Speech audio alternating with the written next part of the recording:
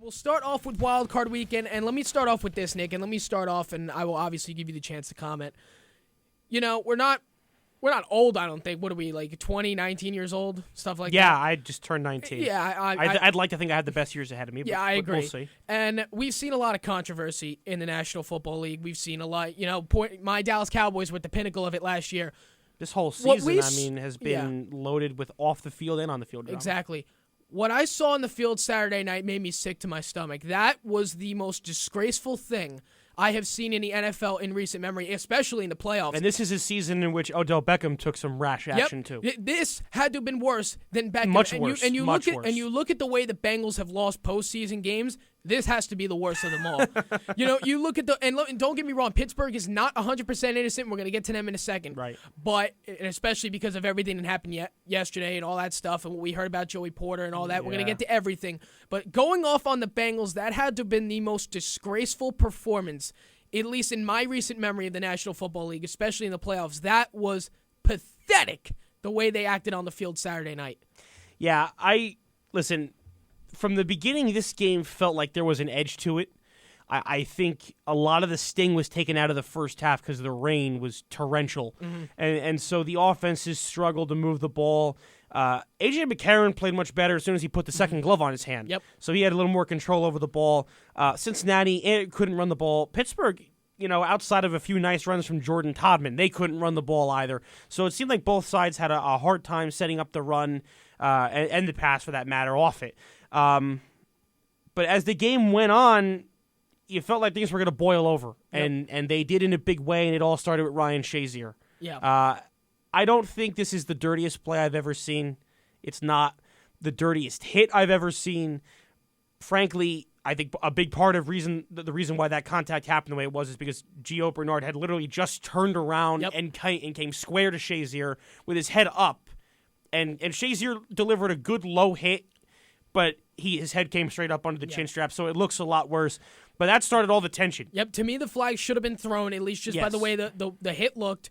That fired up Cincinnati. And another thing, I'm not blaming all Cincinnati Bengals fans, but the fans in particular who were there should be ashamed of themselves. Oh, please. For the way they acted in that stadium. To see Ben Roethlisberger go down by the sack by Perfect, right? Yeah. Not come up okay. That escalated it all. And you know me as a Dallas fan, I knew right away what that was. It's the same injury. Same injury, carted off the field. Not only are they cheering, they're throwing trash at the guy. Yeah. Listen, I know these teams don't like each other. They were open, full containers of all kinds of beverages from the stadium. I know that these two teams don't like each other. I knew going into this was going to be a bloodbath. If anybody remembers Week 14, that's why the refs were at midfield. And here's the thing, I've heard this all morning. The refs did a great job at this. The refs did a great job at that. The one key word I heard, though, was the refs did a great job to try and control everything. Yeah. Yes, they did a good job at trying, but did they really do it? No, I thought the refs were pitiful. You can only do so much, but I think the first... And I don't know if Ryan Shazier's hit really warranted a heavy, heavy punishment from the refs on the field. But knowing the rivalry, right, and where these two were going into this game, I think you almost had to take action immediately with that hit so that you can now set the tone for the rest of the game, because that starts it. Then Roethlisberger goes down, and maybe I'm wrong, but I don't necessarily believe that Vontaze Burfict was trying to injure Ben as much as just throw him down hard and sack him. There are a lot of different opinions on that. The landing was not good, no. But I don't know if Burfict necessarily tried to land him on that shoulder. I think with Burfict's reputation, everyone just gets that criticism of he tried to take him out of that ball game, right. And he did. And, of course, Antonio Brown is on concussion watch going into Denver next week. He says he's going to play. I can't believe that he was walking around the locker room laughing. Giovanni Bernard, I thought he was dead. I didn't know if he was getting up either. And you know what? Maybe there shouldn't have been a flag throw. Maybe there should have. But to set the fourth quarter into at least not go into chaos, a flag should have been thrown on the head on Bernard. Because the game got out of hand from there. And then you had the Roethlisberger play, which made it worse. Yep.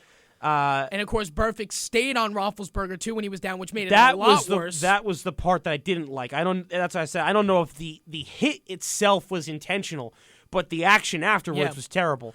And then, as you said, Roethlisberger exits the game, and the momentum swung. You felt it right away. Oh, my God. The crowd got in the game. I picked Pittsburgh. I was like, I can't believe I'm going to lose this game. I know. One of my most confident picks, too. I had the Steelers as well. But and I'll take the Steelers win, but the way it happened was pathetic. And going off on that, let's jump into the fourth quarter, because the game really was slow. And the worst part to me is none of this falls on A.J. McCarron. I was completely wrong. I'll say it right now. He didn't play great, but he played good enough to get his team the lead. He's stuck in it with Pittsburgh, one of the most baddest defenses in the NFL this year. He's stuck into it. He got them the lead. A.J. McCarron did what he had to do. Landry Jones throws the pick first play. This game's over. Yeah. It's over. Yeah. And then just like that, and you know what I heard on ESPN yesterday that really made me pissed off? They were saying, I forgot exactly what they said, but they said something like, oh, A.J. McCarron, he should have told Jeremy Hill, you got to do this, you got to do that. Don't go for it all. Just go for enough to don't. You know basically, what? they were saying don't fumble. Like, are they really trying to say right now that it's basically A.J. McCarron's fault that he didn't talk to a veteran running back before the first drive? Right. Is that serious? You know what? Here's the first game. We talked about this on Saturday. And we were going back and forth after the game was over. Mm-hmm.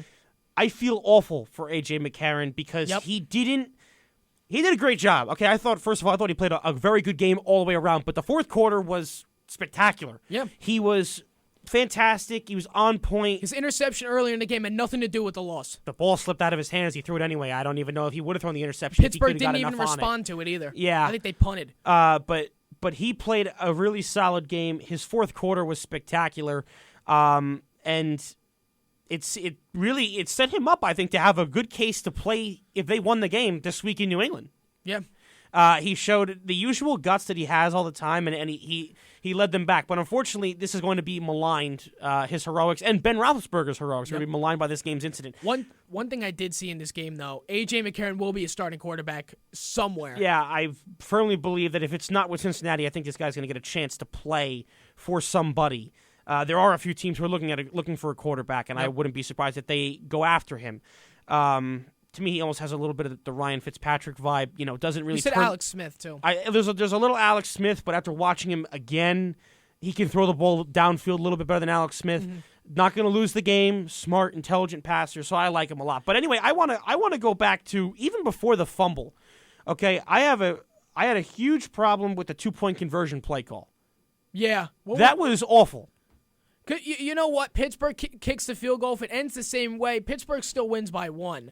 But you got to take the points there. They did, but they went for it. Excuse me, but I hated. I mean, they ran. It wasn't even a toss. It was like a lateral to the left side. Pittsburgh saw it coming against for 3 minutes. An unbalanced line. The Steelers read it the whole way. You have to throw it into the end zone. What's the worst that could happen? It gets picked off and it lands in the end zone. Doesn't matter. It's no turnover. It's just a loss of down and the play doesn't count basically. So or run it out of the eye or do something. But that to me was a huge turning point. Obviously, because they don't get the 2, Pittsburgh then can kick a field goal for the win, which they did. Hill's fumble makes things worse. I personally don't put that much of what happens in this game on Jeremy Hill. Because no, I don't. It just started everything. The Bengals still could have stopped them, and that was just awful. And I told you on Saturday, I said, if the hit from Burfict to Brown doesn't happen, Pittsburgh has 4th and 8 with 14 seconds on the clock. On the 50-yard line with 0 timeouts. Mm-hmm. So now you have to convert on 4th down and hope somebody runs out of bounds. And they were at the point where Ben Roethlisberger couldn't push the ball down the field. He had one shoulder. So he had to throw over the middle and hope they either got out of bounds or broke tackles and scored. Ben Roethlisberger came into that game for one reason and one reason only. They could not, for whatever reason, send Landry Jones back on that field. Because Landry Jones is... Did you watch Landry Jones play? Yeah, I saw him. He's pretty awful. I'm not trying to be mean to the guy here, but Ben Roethlisberger, first of all, willed himself back in, told Mike Tomlin he's going back in because you know how that's with his shoulder hanging off of his arm. It was a wild ending, and like I said, Ben's heroics are lost in this game as well. Yep. And you know what else is lost? The Bryant catch as well. No one's really talking about that either. What a play. Yeah. What a play. You know what? What I love about that, right, is we talked about it last Monday, was that Ben Roethlisberger challenged him to step up. Yeah, he called him out on his radio show, too. A fantastic job. Bryant had, I want to say, 8 catches. Yeah. At least over 80 yards receiving, plus the touchdown. Yeah. Brown had another, Antonio Brown was Antonio Probably Brown. the greatest catch of the year so far is lost in this whole thing. And now let's go to Pittsburgh's last possession. Yes. Again, Burfict doesn't hit Brown like that. It's 4th and 8, 0 timeouts, 24 seconds on the clock. And then Adam Pac-Man Jones has to bring back his old ghosts. Yeah, like we haven't forgot about 2007 either. But going on that too, I will. And again, I said it before. Pittsburgh's not 100% innocent. For Joey Porter to be out on the field, one, he doesn't have to be. Well, he went out there to basically get under their skin. I think I don't know if he doesn't have. He went out there to help Brown off the field. Brown was already on his way off the field. That's the issue here. Fair enough, but I could at least give him a reason to be there. I guess. I think it's worse that he opened his mouth, but, I mean, listen, to me, his actions as a coach weren't worse than Mike Munchak. I agree. Yeah, what was that? That was just tensions running high. No excuse, but that was tensions running high. This game, the Bengals were there, and I totally agree with you. I think this is worse than any loss Cincinnati has had in a postseason game ever. Yep. I shouldn't say ever because they did give up the 14-play, 97-yard epic drive to Montana. Yep. But non-Super Bowl and under Marvin Lewis, who we'll get to after our break here. Yeah. Well, I think he needs to be addressed. He needs to be addressed in the way this team acted. This is painful. And Bengals fans, who I didn't take much pity on because of their actions during the game, but they cried. Yeah. I could see them in the stands. There was a lot of emotion. I feel for them. I feel bad for every Bengals fan who wasn't at the stadium. Shout out to my friend Ro. I feel bad for everybody who wasn't at the stadium because I had friends who were Steelers fans who drove out to see the playoff game. After the Landry Jones interception, they're like, all right, it's over. They left. Literally fought their way out of the stadium. It was that bad. Doesn't surprise me. Not surprising. My friend Joey said worst fans in football. Easily. That was an awful display. Absolutely. We'll take a quick break here. Coming up, we will continue with the Bengals. We'll talk Marvin Lewis.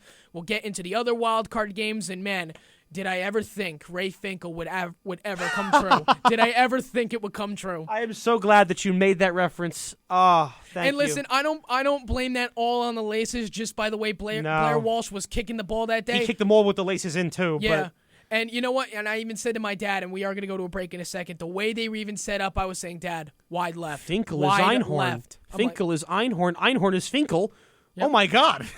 Literally, all I kept saying, because I didn't like the way Blair Walsh was set up on the left, because he was kicking left the whole day. I said, wide left. Game's over. Seattle wins. Sure enough, not even close. We'll take a break here. Sean McChesney, Nick Flaherty on SMC Sports. Back after this.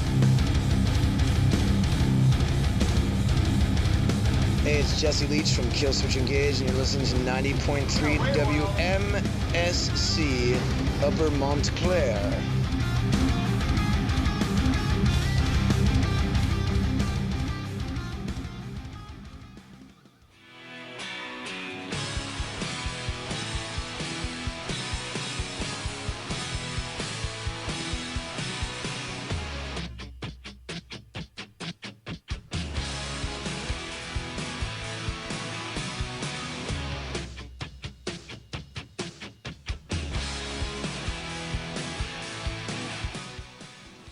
All right, 17 minutes past the 1 o'clock hour. You are tuned into SMC Sports on 90.3 FM. 973-655-4256 is the number to call to join the conversation. Sean McChesney, Nick Flaherty in the WMSC studios.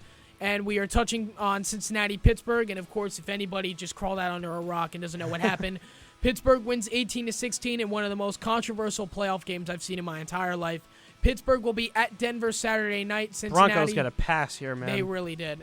Unbelievable. And you know what? We were picking the Broncos to lose. And you know what? The more I kept thinking about it, this could be a game the Broncos can win. Well, it's a very winnable game. It's really going to come down to how healthy Ben Roethlisberger can be. How healthy is Antonio Brown? The initial reports say he can play, but he's going to be limited. But it's going to look like that last drive of the game where he was dinking and dunking. And I don't think he can get away with that, not against that defense. I said it to my dad, and he said, the Denver defense is much better than Pittsburgh. I go, I know that, but can the Pittsburgh defense stop the Denver offense? That is going to be what decides this game. Because we know this. Because now we know it's going to be a low-scoring game if Pittsburgh's defense can hold up. Question is, who's going to strike midnight first? The way the Steelers played defense against the run, and they were great for almost the entire game up until that second to last possession, where they gave up the touchdown to Hill. If their front seven can play like that, I think they have a chance to be in the game. I don't know when, but I think if you can stop the run and make Peyton Manning throw the ball, yep, I think they can win. And you know me, I'm a huge Peyton Manning fan. I love the Colts. He's the reason why I'm a Colts fan. But I don't think he has much in the tank. It hurts I don't think to he say does that. either. And I think this is actually going to be I think it's going to be a very low-scoring game. It could end up being one of the better matchups of the weekend because, to me, as of now, it's a level playing field now. Yes. I originally thought Pittsburgh had the advantage going in, but with a limited Offensively, absolutely. Ben Roethlisberger, maybe a limited Antonio Brown, no running game really. D'Angelo Williams is still a question. This is a very even matchup now, so we'll get into all that later. But let's touch on again, and before we even get into Marvin Lewis, with Joey Porter being on the field, that's bad. Like, originally, he shouldn't have been out there. But Pac-Man Jones needs to know the situation a little bit better. Oh, my God. Any referee that gets touched, and the referee had his back turned, that made it worse, they're throwing a flag. But it doesn't surprise me. It doesn't. That it's No, it Pac-Man doesn't surprise Jones. me It either. doesn't surprise me. You're a Cowboys fan. You know how he acted. Yep. He played in my division, in the Colts division, forever. And I know how he was then as well. He has always acted like a hooligan at the wrong moments. He has always done the wrong thing, said the wrong thing.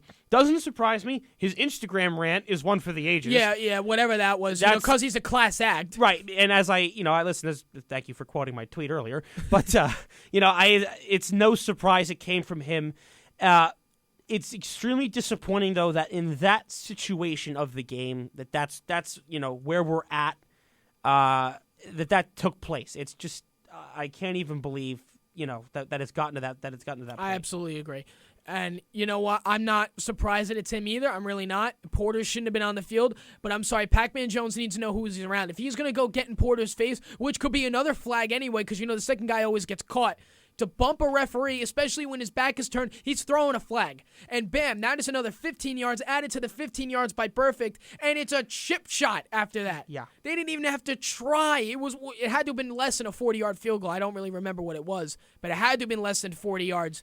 And all of this to me, I want to say it was 38. 38. All right, so it was close. To me, all of this falls on Marvin Lewis. Well, and I think that is an extremely fair statement. Yep. I completely agree. I think the biggest thing with Marvin Lewis, okay, and I'm not a huge fan of his to begin with because he's 0-7 in the postseason now. He was 0-6 going into the game. To me, I'm not sure I've seen a coach be able to go from 10-6 and 11-5 one year to 4-12 more than I have seen Marvin Lewis done this. I mean, I remember the year, right? They lost the Jets in the playoff game in Cincinnati. The year the Jets lost the Colts in the AFC Championship game. The next year they went 5-11. Yep. With the same roster. Not to mention they got 23 guys who are going to lose to free agency this year. Is that many? Yeah. So how many they're going to re-sign? How many they're going to let go? Well, 23 that are eligible. Right. Some of them are restricted. I didn't say free they were going agents. to lose them all. No. Yeah. Right. I get you. It could end up being a disaster, but we won't know that until March. Yeah. I think, I've been a big believer he should have gone a while ago. And by the way, Sean, to answer your question, it was 39, the game 39, winner. okay. But I think he should have gone a few years ago. I thought after they lost that playoff game to the Chargers, he should have been fired, but he wasn't. But the lack of control of your team, and I know listen, you can say what you want. Oh, well, he said to them, don't go out there and do anything stupid. Doesn't change the fact that they did. What is that going to do? The players you have on your team? Thank you. It went in one ear and out the other. The players he has on that team, he needs to go in there and show some anger and actually show some threats. And I said it the other day, if you can get Tom Coughlin to be as disciplinary as he used to be in 2004 when he'd fine guys for not wearing the right type of socks to practice, I think he'd be a great head coach for the Bengals. Now, obviously, we're not going to go in that direction because Marvin Lewis is keeping his job. Why, I don't know. Here's my issue with Marvin Lewis. I said going into the game, if he loses, he should be fired on his postseason record alone. But now he has shown he has lost complete control of his entire team. Yeah. I don't care if this is the team that Marvin Lewis built by himself, basically. A team that wins a division and then barely that wins nothing. That wins nothing. They do nothing. Congratulations on the division title that you've won 3 times. Yeah, exactly. If this is your team that you built and you can't win a playoff game, maybe you shouldn't be the one coaching it, and maybe another head coach should come in and change some things. I always subscribe to what was said about him by Skip Bayless a few years ago. Some teams are just comfortable with certain things, right? Like they are just willing to be this good. So it would seem that for the Cincinnati Bengals, it's just enough to be there. Yeah. Because you would have fired him a long time ago, okay? You think about coaches, and Tony Dungy has a more accomplished playoff record than him, but to me, Dungy is a relatively fair comparison. Okay? Put it this way, Peyton Manning's got a better postseason record than he does. Oh, God. And I've And sat through all those losses. Yep. Tony Dungy was in Tampa and built a really solid roster, right? And he won, I want to say, 1 or 2 playoff games. But they even moved on from him, right? He didn't make it with the Bucs. And the first time that John Gruden walked through the door, he won the whole thing. Yep. I don't know if Marvin Lewis has ever been the guy or ever will be the guy to take the Bengals to the promised land. And they have a really solid team. Make no mistake, Vontaze Burfict, the actions were criminal. But he's a fantastic football player. Pac-Man Jones, again, we haven't forgot about 07, but he's a great player.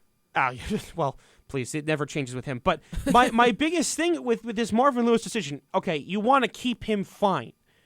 But discipline needs to be taken care of inside the team. And to me, one of the conditions for him to stay should have been releasing both of them. Because if you want to win, you don't need guys like that, okay? Yeah. No matter how good they are, bad attitudes and problems on the field the locker have room. to go. And the locker room too. I think, to me, Pac-Man is so easily expendable. He's over 30. He's not playing at a high level anymore. To me, I don't know why he is still here. He should be gone already. You know, a friend of mine tweeted the other night saying that everyone's getting mad at Burfict and Pac-Man Jones when they're the reason they got to the playoffs in the first place. And I tweeted back, and they're the reason that they lost this game to the Steelers too. Their defense is good, but it's not this lights out unit. Their offense was very solid for most of the year. So I wouldn't go as far to say that they're the reason they're in the postseason. They were a good reason. Like, don't get me wrong, they had a good year, yeah. But again, my point is, and their 2 bad attitudes are the reason that you're not playing in New England next week. Exactly. I completely agree with you on that. It's embarrassing, and I think that he should go. The whole organization should be ashamed. I think all 3 of them should go. Well, Lewis for sure. But I think the players should have to answer for this too. I more do than agree. one game. I mean, listen, the league's going to suspend them opening week next year. Agreed. Big deal. And you know what? To me, Pittsburgh's got some stuff to answer to as well. Especially because to me, I felt the refs were very one-sided in that game. Especially the Giovanni Bernard hit. I thought there should have been a flag to at least control the game.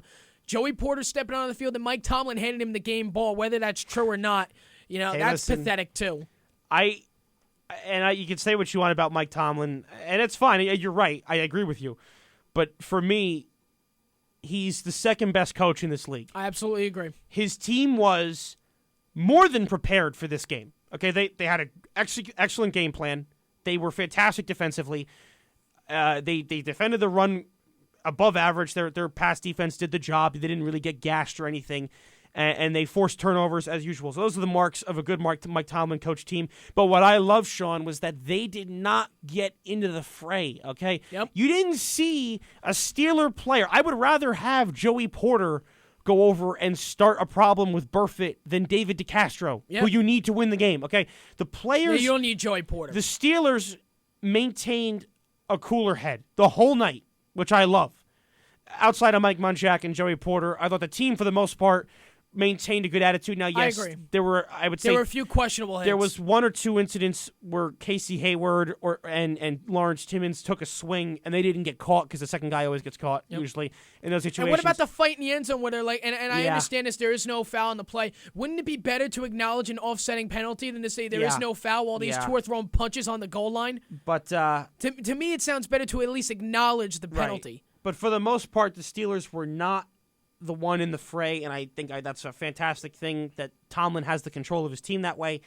And I just thought it was so much irony that it was hilarious at the time that Mike Tomlin won a postseason game with his kicker.